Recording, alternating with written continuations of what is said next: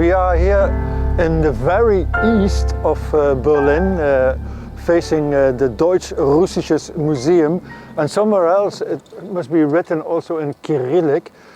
And we are about to enter, and we will tell you what this is all about.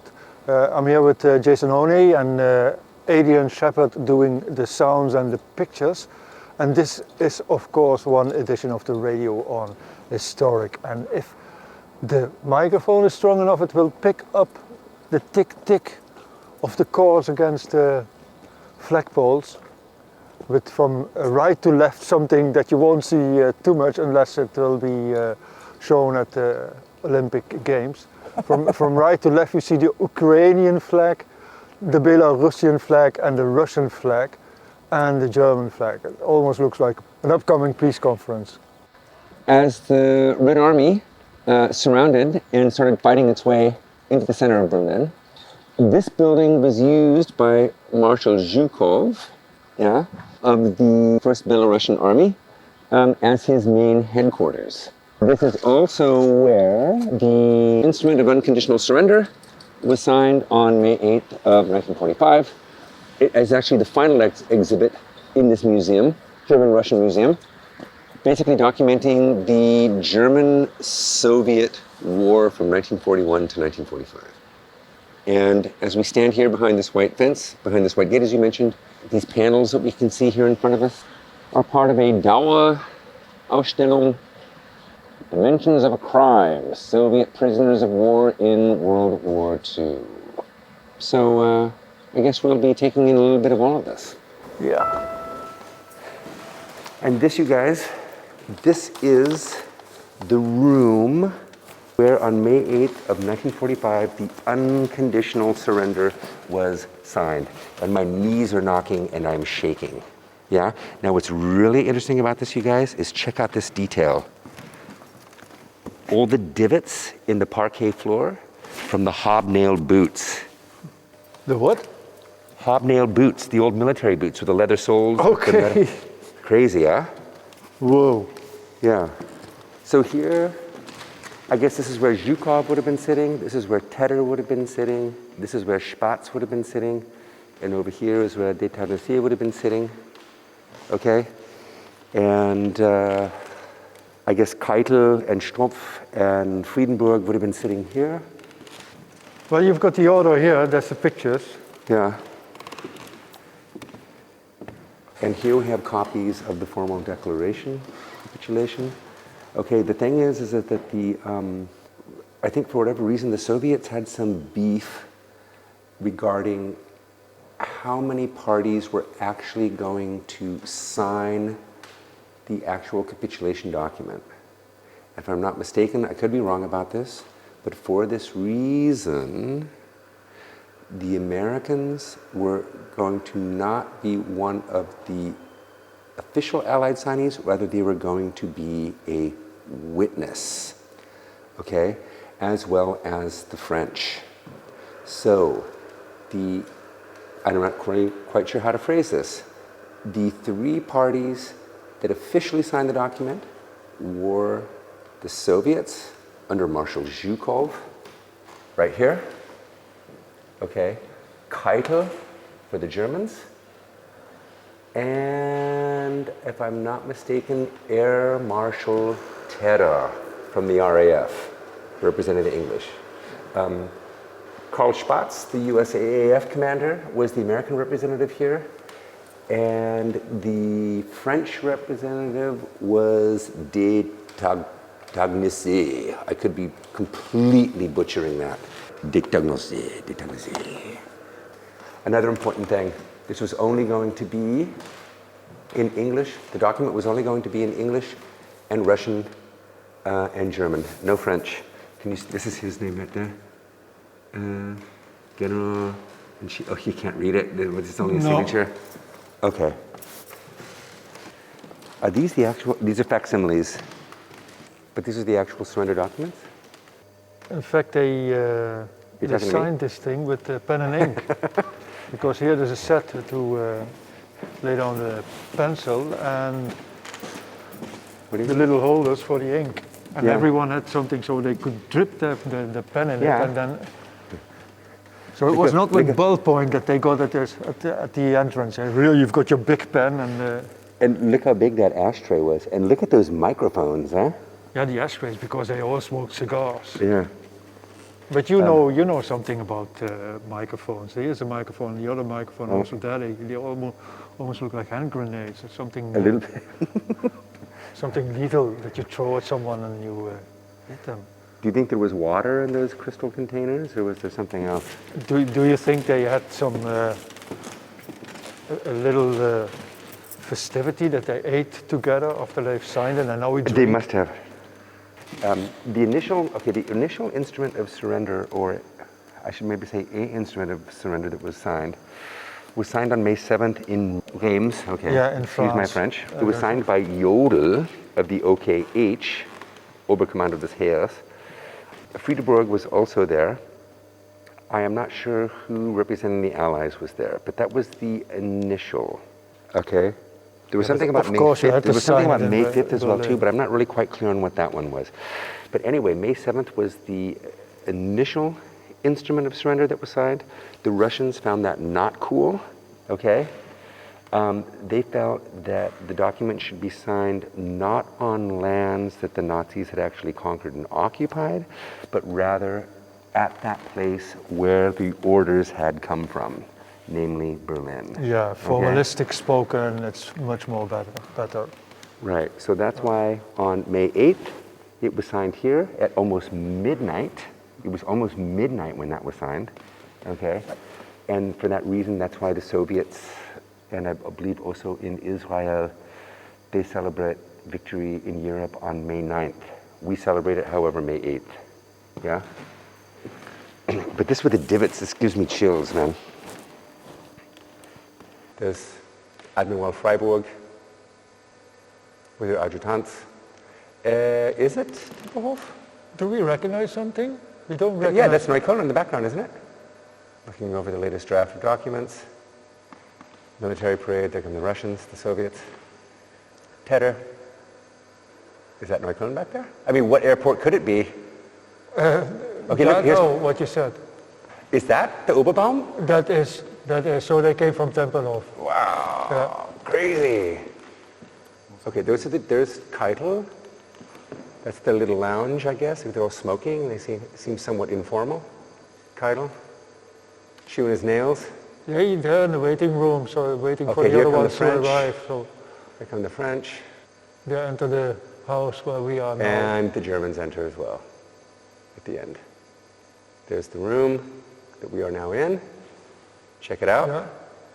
Do you notice the Everyone's got a chandeliers piece of paper as in well as the front of wall him. fixtures are all the same? There they are exiting through this door or that door, or coming in. They'll be coming in from outside. Outside, because there's the mirrors and stuff. Hence all the hobnail divots in the parquet floor over there. Tedder, Spatz, Zhukov. So where are your secret agents? They're now all ready to go and sit down. It's Okay, die Unterzeichnung, the signing of Marshal Zhukov, Tedder to his left, various Soviet brass. Keitel comes in with his baton, Stumpf to his okay, left. now we can figure out where he Freiburg to his sat, right. because I think he sat at that table there, which is the most insignificant table at the right side. You see? Maybe. I think. Ah, yes, you're right. You're right. So You're right. They made him at the right side, the most insignificant table of the whole composition, where they sat the four of them. You're absolutely right. They just Yeah. showed. They just showed it. They Yeah. just, okay. So Stumpf, Keitel, and Freiburg is his name. I'm mispronouncing his name the entire time. God damn it. That's also because they are very close to the door. Mm-hmm. They enter and they sit, and then they sign and they exit. Right. So they've got very little time, and it's very also a little bit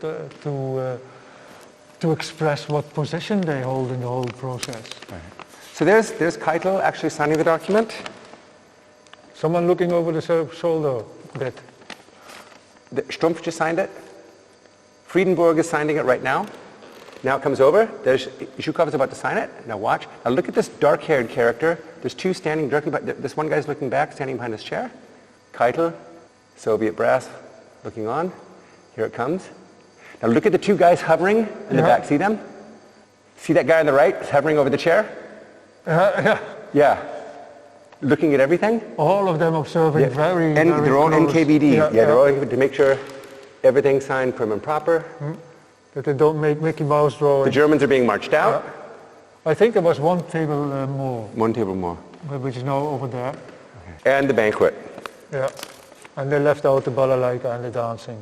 Because this is now champagne on the table, champagne and wine. Right. And this would probably be about 1:30, 2 o'clock in the morning. Yeah? So this would now be May 9th. This would now be May 9th. When it's official. Right. And it was already May 9th in Moscow when this document was being signed course. on May 8th, Yeah. just before midnight. Oh, Finally we can eat. crazy. So should we check out the rest of the museum? What it looks like? It says from Casablanca nach Karlshorst and Hitler being punched. From Casablanca to Karlshorst. Yeah. Casablanca was one of the big Allied meetings, I think, prior to the invasion of Italy or just after Italy was being invaded. When it was clear that the Germans had it, but there was still going to be some fighting, the Allies got together and began talking about a few things. Why don't we start at the beginning? What? Why don't we start at the beginning of the exhibition? It's chronological. Yeah? It starts upstairs. Okay. So you guys come here. I want to tell you something real quick. So, Rinus, I was maybe telling you about this the other day. When I was here 20 years ago, one of the most priceless things about this place, okay, is that the part of the exhibition that you visit before you go into the signing room was this combat diorama, which is really typical of the late 60s and early 70s, in which they have a room mocked up like a trench, and they've got mannequins all bloody lying around, and they've got the walls painted like the battle scene. And almost like the Imperial War Museum in London, they've got these audios playing of like machine gun fire and detonations and guys giving orders and yelling and crying for mom and stuff like that. But the tape, back then at least, the tape was so old, it had been rewound so much that it was all stretched out. It was going, it was so weird. It was so weird, man. It was so weird. Well, we'll just take the elevator, come on. Okay. We get enough exercise anyway. You got it? Hold the bed, hold the bed, hold the bed. We're there already, or we have to push something? Not sure. We are on the second floor. I guess it's first stop, the exhibition. We are currently looking at an exhibition, or a section of the exhibition regarding Deutsche Kriegsgefangenschaft in the Soviet Union. And here we have Freies Deutschland. What was Freies Deutschland? This would be, if I'm not mistaken, captured German soldiers who have now been, I guess according to Soviet terms, have become denazified and identify nationally as German, but are probably looking at socialism and communism a little bit differently. Okay? But I could be wrong about that. Unfortunately, I can't read anything here without the light on it. Well, these are all things that they got, and somebody made an engraving of a medieval battle with knights and horses on this tin. So here they've all been condemned to a lengthy prison sentence where they're going to be put to work. Tin can from which he ate, huh? These documents basically are condemning a certain group of German prisoners of war, or all German prisoners of war, to a lengthy prison sentence in which they're all going to be to work. Yeah. Yeah, it was put on paper. Okay, so check it out right here. Gründungsaufruf des National Committees Freies Deutschland, Lager Kragnostik, 13. Juli 1943. Auf sowjetische Initiative gründete deutsche Exilkommunisten zusammen mit Kriegsgefangenen Wehrmachtssoldaten des National Committee Freies Deutschland. Dieses rief zum Sturz Hitlers und zur Einstellung des Kampfs an der Ostfront auf. Das Committee gab eine Zeitung heraus, betrieb einen Radiosender und verbreitete Flugblätter an der Front. Seine Wirkung aber blieb gering. Es wurde im November 1945 aufgelöst. Yeah, the thing is, they were prisoners of war, and when the war was ended, there was no war, of course. So they couldn't be prisoners of war, and then they were judged again, and then it became all political, and they were sent to camps in Siberia for another couple But of this years. this is marked 13th of July 1943.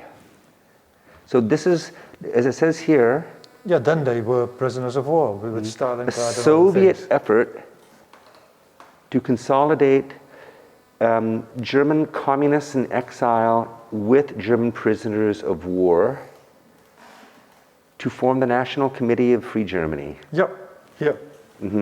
Central of the anti-fascist movement, also this organized from Soviet people. Yeah. What you said, the denazification process. Right. And that's what that was visible in print, with also little booklets to instruct them and to what the Soviet system is. Little books there to show their passport in the camps. Well, they had 1 liter to eat. That was not bad. Maybe 2 times a day.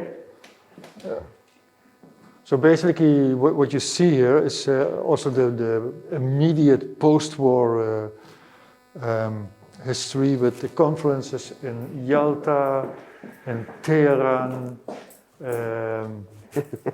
also conference in Casablanca, where they all met to decide how to divide Europe. Right, what was going to happen? And what to do with Germany. And in fact, the battle for Germany economically went on until 1948. And then it was decided, okay, we take the West, you take the East, and we divide Berlin. Okay, this is interesting. Stalin wasn't there because the fighting at Stalingrad at that point in time was way too intense and he was needed in Russia. This were in Casablanca? Yeah. Well, he was afraid to fly. But he flew to Yalta. He flew to a bunch of other Yalta? places. Yeah. But that's in Russia. No, it's in Iran. Yalta is not in the Krim? No, hold on. There was the Tehran conference. There was Yeah. a conference in Tehran. He flew to that. Oh, he didn't take the train? I don't think so. No, I believe he flew.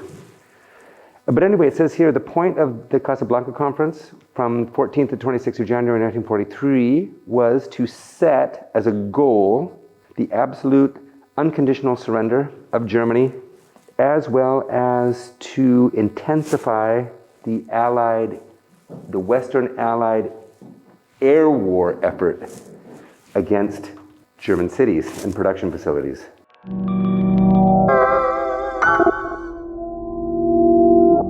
Well, you also see things here, booklets and ammonia ampoules, and a very little kitchen to make your own sausages. Pork lunch. No, it's a model. In fact, it looks like a wagon or a container on feet with a little chimney, and then they put a complete pork in it, I think, and then that's what they eat. But it's got a very much a flea market feel to it. Whoa, and this is something for Jason with all these guns. Well, this is impressive. I'm looking at it. That's a Papashov. What is this? This is It's a Soviet submachine gun. It's a Papashov. This is not a Kalashnikov. No, this is called a Papashov. Oh, the poppy shop. Yeah, and actually, it still pops up in military service again and again. All right, in small numbers. But I know that when the U.S. Army was fighting in northeastern Iraq, U.S. armed forces were still encountering guys using these. Mosul intensive. And U.S. Marines were reporting that they were still encountering dudes fighting them with Papashovs. And Anthony Quinn, of course, leading the resistance. Yeah.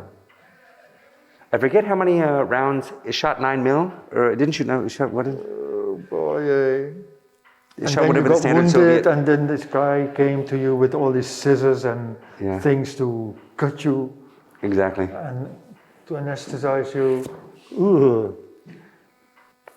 Well, upstairs there's a darker room, lots of images from the war, civilians and military. Things on display like guns and the doctor's bag with the contents of it. Also envelopes, medallions, posters, propaganda posters, all in this classical Leni Riefenstahl. What's the other guy? Sergei Eisenstein optics. Those were. Orson Welles also used this kind of optic to get this heroic poses. And all the Soviets, they're just friendly people. Also on display things in Russian that I can't understand, but it's filled in with names, so there must be, Totenscheine. Do you hear that ticking? Okay, this was an element, so to speak, or an aspect of the Soviet propaganda war against the German forces. Yeah? Basically what they would do using massive loudspeakers is they would amplify the sound of a clock ticking. And then as we heard here a second ago, some man yelling. And basically he would be yelling across the lines to the Germans, saying a number of things. But one of the things that he would repeat over and over again is, every second a German soldier dies in Russia. Every second a German soldier dies in Russia.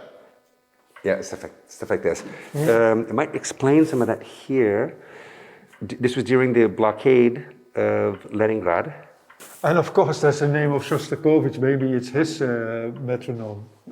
No, his Seventh Symphony was dedicated to the siege of Dedicated the Leningrad. symphony to his home city Leningrad, where it was presented on the 9th of August 1944 after performances in Croatia, where he and his family had been evacuated. They also said that they used this on local radio in Leningrad. When the attack was faster, cluck, cluck, cluck, cluck, cluck, cluck, cluck, cluck, cluck, it meant there was an air raid coming. Okay, so that everyone could take shelter. And then when it finally slowed down, it meant that the Luftwaffe planes had already, I guess, hit the target and were now on the way home. But also this is kind of announcement of whatever they want to say. Oh no, it's Shostakovich, it's the concert of Symfonicznego Orchestra Elias Werk, Shostakovich, and the Setmaya Symphonia. So that's the announcement of that symphony on the 15th of August in 1942 in Leningrad, where they did this. But you see the typography from they used different ones. Yeah. The names are different. The bold is different. And I don't know if this is beautiful or not, but it's. I think it's beautiful. It's very functional. Form before function. Okay, I might have been jumping to conclusions about the Soviet propaganda effort using, in this case, this metronome or this clock ticking. Okay, what it seemed to say here is that the clock ticking or the metronome, when the attack was sped up, announced an incoming air raid. And once the air raid was vorbei, to use a German term, then it would go back to this, which meant it was safe. However, I do know that on many fronts they did use the sound of a clock ticking, and they would broadcast this over in a propaganda effort to terrify the Germans, yeah, with the announcement, every second a German soldier dies in Russia. Wow.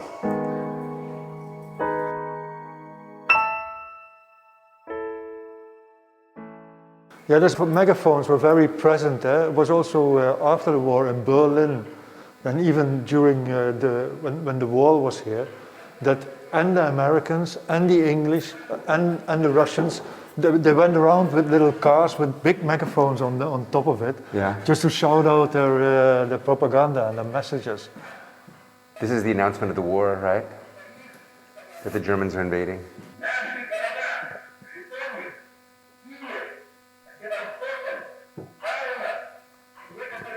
All these young guys, within the first year, just completely gone. They know they had to fight. Yeah, just completely gone. It's the voice of Molotov, by the way, that you hear. Molotov being the Minister of Foreign Affairs at that time. Well, all these rooms are with black and light images, scriptures, images again of the devastations of the war, people flying, people bending over dead bodies, streets packed with fugitives, burning houses, derailed trains, you name it. Yeah. Station of Kiev where people are waiting to get on the train. Just as they are waiting right now, if they should go on the train or not. Pictures of people being hanged, being captured by the German Wehrmacht. Roma kids being photographed as if they were criminals, but of course this is more like measuring their skulls.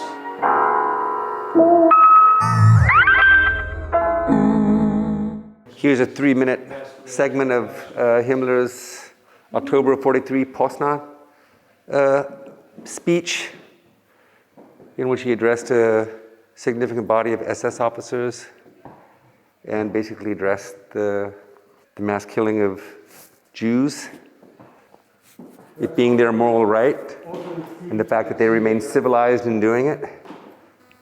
The themes you can see: forced labor, getting food on the countryside, the fight against the partisans, the murder of civil prisoners and Roma and patients, killings, plunder, battles, ghettos, killing of Jews, occupation and the people, and everywhere there are dead bodies and people being hanged.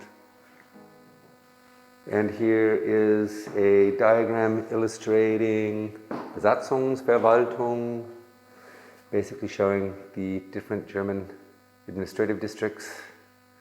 Here we have the General government, of course where the death camps were, where the death facilities were. The Reichskommissariat Ukraine, the Ostland, the Civilverwaltung, the Militärverwaltungsgebiet. A lot of the fighting was still going on. Smolensk, Vitebsk, Charkov, Rostov, all of the Militärverwaltung areas where fighting was still seesawing back and forth.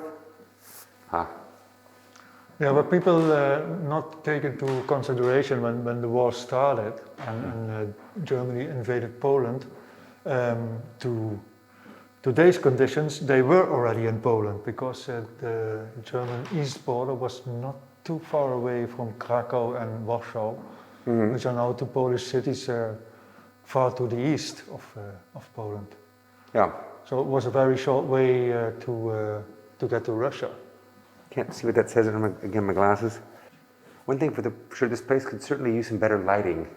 Oh, there's a woman. She has to wade through a river because the military thinks that there are mines. So by having her going through it, they can discover it in this way. Hypothermia, experiments in hypothermia. And those pictures of the Germans, they were of very good quality because Leica, they produced especially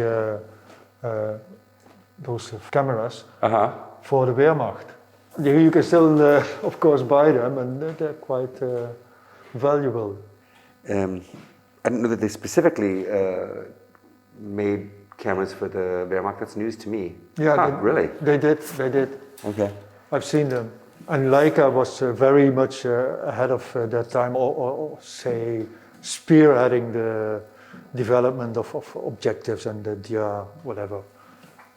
So here again, you've got another little room, collaboration, the situation in the camps, which are pretty much also like death camps. People dying, lots of pictures with bodies, lots of pictures with dead people, but yeah, that's the war. Soviets, POWs scrambling for food, bits of Soviet gear, inscribed names, numbers, a little bit of trench art. On another level, it's also very much the representation of an analog era. This cardboard thing of. So this is the strip. This is harrowing. This is the graphic, I guess, for a Cyclone B container. Yeah, that's a strip that was pasted to the Cyclone B container. But you see, they've got the Prussian flag division: black, white, red. Dash Stabenow. I don't know if Stabenow would be very happy to see this when he came here. When he comes here and sees his own name on Cyclone B. Degesch, the sister company or the daughter company of IG Farben. And that company caused a very big scandal when they were building the Holocaust monument. Yeah. Because the anti-graffiti substance that was coating those blocks was made by Degesch. Really? Yeah, and here you see Degesch and Cyclone on one label. But that pissed a few people off. See these That's what I said from the analog thing, you know, the books, how they were made, and these insignias, how they were made. This must be some kind of handwork also. You guys check this out over here. Here's also a section on collaboration. These look like Bevo made patches. These are factory embroidered. That's why they're so actually exact and tidy looking. Yeah. The Russian Liberation Army had this this designation here. Was it St. Stephen or St. Andrew? The blue X on the white field. Yeah. The old Russian Imperial flag. Here we have the Estonian sleeve shield on the back, Azerbaijani, Georgian. Yeah. Yeah. And then here we have the second class East People's Merit Medal right here. Yeah. Also here, type machine, handwritten, stamps, boom, boom, boom, all things that have come under some people's hands. And, a world that is slowly disappearing from our present day. Well, this is only the third or the fourth room, and there's more rooms to visit, and you really risk to lose yourself in details of what the ladies wore with their boots, and what the men wore with their medals and their helmets and their hats. More medals, the Germans and the Russians, representation of a battlefield in winter. And here the ammunition and machine guns on wheels, machine guns on tripods, big bullets that look like bombs. This is the MG42, an absolutely insane rate of fire, this thing. It would cook out the barrel so quickly that you could basically pull that lever right there that would eject the burnt out barrel out the side, and you could basically undercover dip the gun down, and with your head down, basically slide a whole new barrel in there, slam this side shut, clip it, and just keep firing, firing, firing. The Russians called them Hitler saws. It might be somewhat exaggerated, but I've heard they could actually shoot, if you actually had to, about 2,000 rounds a minute. That might be absolutely exaggerated. 2,000 many is a lot. things. I heard 1,500 rounds a minute. I heard many. Its rate of fire was absolutely insane. Don't quote me on that.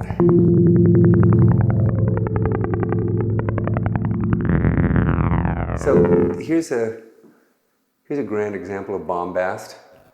In German it says, der Führer schätzt die Aktion von etwa 4 Monate. Ich schätze auch weniger. Der Bolschewismus wird wie ein Kartenhaus zusammenbrechen. Wir stehen vor einem Siegeszug ohnegleichen. Yeah? The Führer thinks the whole operation will be over in 4 months. I think it'll be over in way less than that. Bolshevism is like a house of cards that's just falling apart. We are basically on the verge of a victory without comparison. And there it says it's an excerpt from Joseph Goebbels's diary on the eve of the imminent invasion of the Soviet Union. This, however, this entry is from June 16th, 1941. Bolshevism will collapse like a house of cards. We are on the brink of an unparalleled triumph. Just so bombastic, man. And of course, these guys never had contingency plans. There was never a plan B. Yeah, everything would just sort of work. Yeah. And if there were glitches, then Germanness would compensate for them and just handle them. Yeah, that's basically how they thought.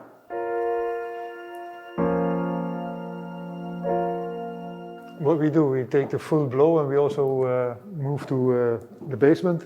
Yeah, I think in the basement is where this diorama setup is. Oh, okay. So I definitely wanted to save time for that. I hope they still have it. Yeah, now we're in the basement, and what we put in the basements, the dead, the graves, I think the people who got lost. Oh no, the one who got bodily handicapped wounded by the war, who lost their arms or legs. Yeah. We got memory of anti-fascist time. You can listen here to a record with thank you Soviet soldiers. People after the war who got to leave their countries, like in Sudetenland and the east of Poland. We've got statues to remember of the victory. We got things that people got their money back because they lost property in the war, or they lost part of their life in the war. We've Like how the American flag with the Jewish stars in it? Convictions at the Nuremberg trials. We've got people who come back, and this is shown like a small little suitcase that people have with a form filled in with their names and whatever. We've got cards that people use to carry their The possessions back home. denazification, decompensation, as you were saying. So this You is guys, all I think after the war, and it's also like the deposit where some of the easy chairs are stored. No. You know what? I think they actually got rid of that diorama thing. Yeah. Shoot! That was so nuts. That was so nuts. Yeah, and I don't know if you ever went to the Imperial War Museum as a kid, but they had a World War I trench mock-up. Do you remember that? this is of course the most sinister part of the exhibition. Okay, should we go outside? Yep. While we still have some light?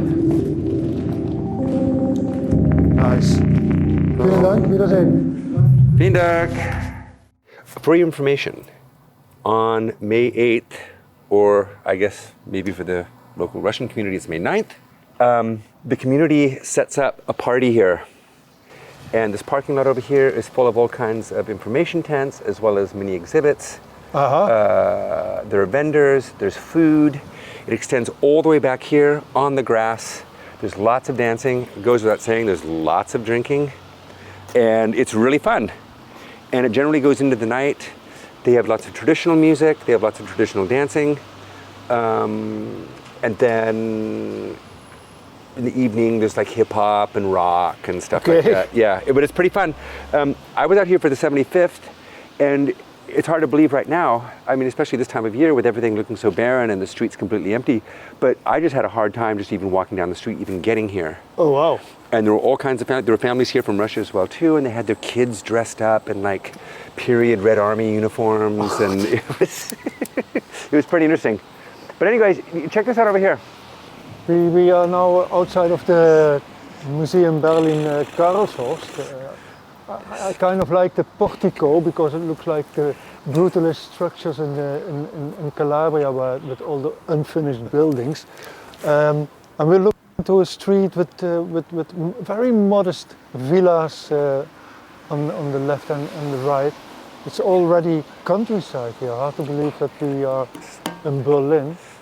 And right at the beginning, Jason was talking about this military academy, and that's what is on the left side of it, the bigger buildings that we know so well from Berlin, with a more modernist building in the middle of it, which looks rather nice, almost, yeah, very Bauhausian. It's a late war T-34 here. T-34 is, it's sort of like one of the poster tanks of the Second World War. Some people even consider it to be the best tank of the Second World War. Excuse me, geez Louise. It was fast, it was maneuverable, it could function pretty much in any kind of weather, under any conditions. They were relatively cheap, they were easy to make. That's not to say that they didn't have their drawbacks. One of the initial problems with these things at the very, very beginning is the turret was way too small. We'd have two guys in there trying to operate a gun in the small battle compartment. They couldn't get half as many rounds off in the course of 2 minutes that a German crew could get off in their tank. A situation like that would make them highly vulnerable.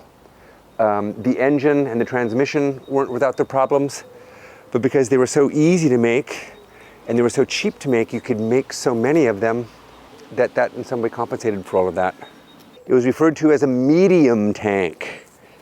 Oh, there's some red marble from Hitler's Reichskanzlei. From the Kanzlei, probably, huh? Yeah, don't tell anyone. So you guys, you can see sections back here of the old barracks. Oh God, there's more text. A piece of the Berlin Wall with a naive painting on it but it was painted by kids in 2016. And then here is all kinds of installation that looks like kites, but they are not kites. They are like canvas, again, with lots of pictures on it. Pictures, text, text, pictures. And it becomes all very educational, and I'm getting very close to an overkill. That's the thing that I don't like about museums. There's too much. If you really want to get into it, then I guess you have to rent an apartment here for a month and then go in it every day. And then you can once again have information of the farm yards, the conditions of living, how the people were fed in the lagers, Evangeline the life in the lager, industry, all of these little chapters that you can come up with if you want to discuss or study the war and the impact it had on life as it was proceeding and as it was interrupted and disrupted. And because the 20th century was also the age of the technical reproduction, where the technical reproduction was possible, there's a lot of documentation. There's really a lot.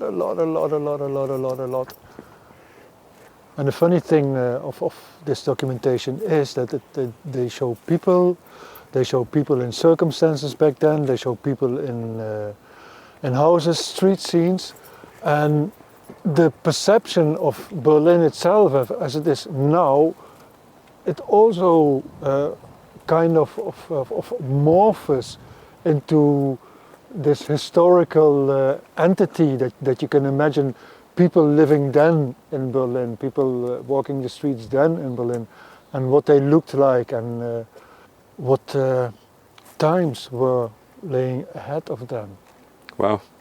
Hard to imagine, because now, if you look at these people and how people are presented now, what the kids look now, and the fashion and how, because they all look a little bit restrained, as if they are suffering or have suffered, and none of this is in our... I just think they all look like mini adults. Yeah. I mean, here, this girl is 19, she looks like she's 35.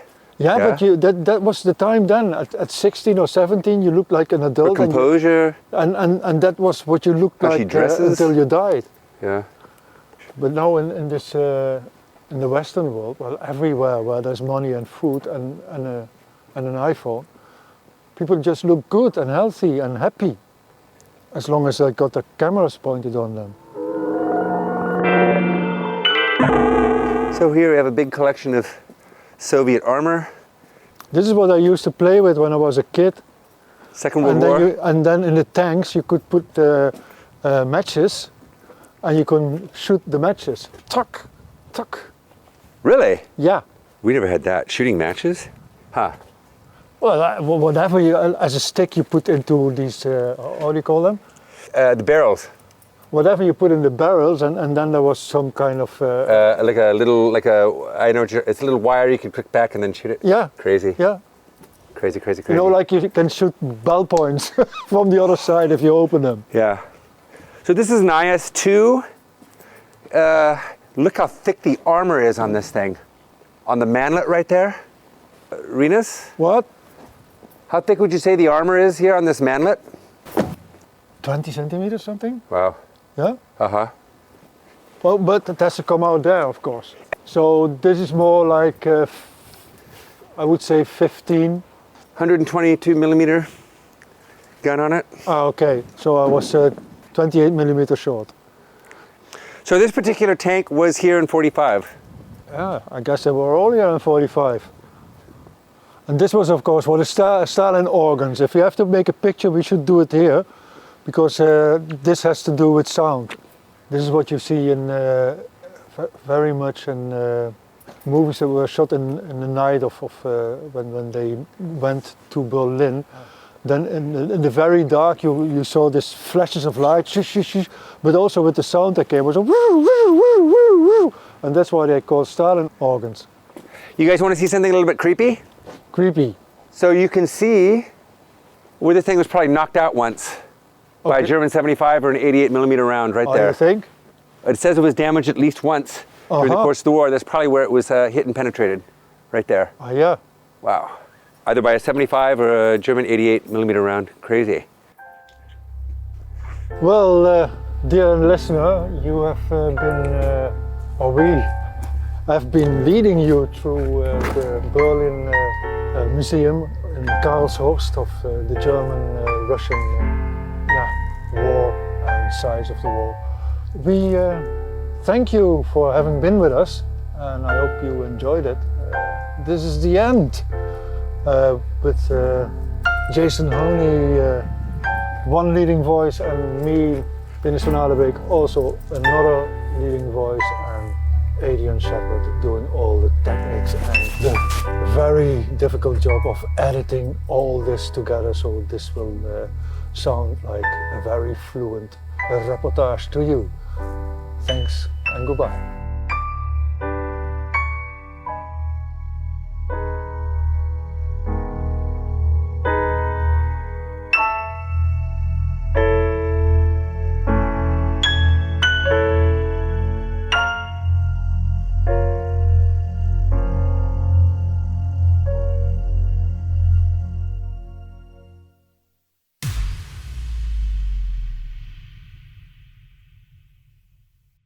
You've been listening to the historical series on Radio On with Rinus van Alebeek and Jason Honea, with music by Ken Shaking and Teskard. This was a Radio On Berlin production.